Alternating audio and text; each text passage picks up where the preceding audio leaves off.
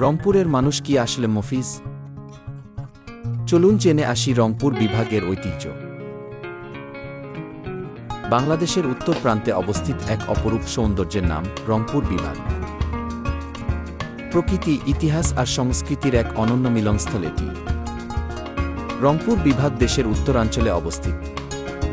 এর অন্তর্ভুক্ত জেলাগুলো হল রংপুর, দিনাজপুর, ঠাকুরগাঁও, পঞ্চগড়, নীলফামারী, লালমনিরহাট, কুড়িগ্রাম ও গাইবান্ধা। এই অঞ্চলের মানুষের প্রধান জীবিকা কৃষি। ধান, আলু, ভুট্টা ও গম উৎপাদনে রংপুর বিভাগ দেশের অন্যতম শীর্ষে। এখানকার মানুষ পরিশ্রমী এবং জীবনযাত্রা খুবই সরল। রংপুর বিভাগ ইতিহাসেও সমৃদ্ধ। এখানে রয়েছে তাজহাট জমিদার বাড়ি, কারমাইকেল কলেজ সহ নানা প্রাচীন স্থাপনা, যা অতীতের গল্প বলে যায়। রংপুরের মানুষ অতিথিপরায়ণ এবং সংস্কৃতিময়। লোকসঙ্গীত, গ্রামীণ উৎসব এবং ঐতিহ্যবাহী অনুষ্ঠান এই অঞ্চলের সংস্কৃতিকে আরও সমৃদ্ধ করেছে। রংপুরের মানুষ বেশিরভাগ ভাওয়াইয়া গান শোনে।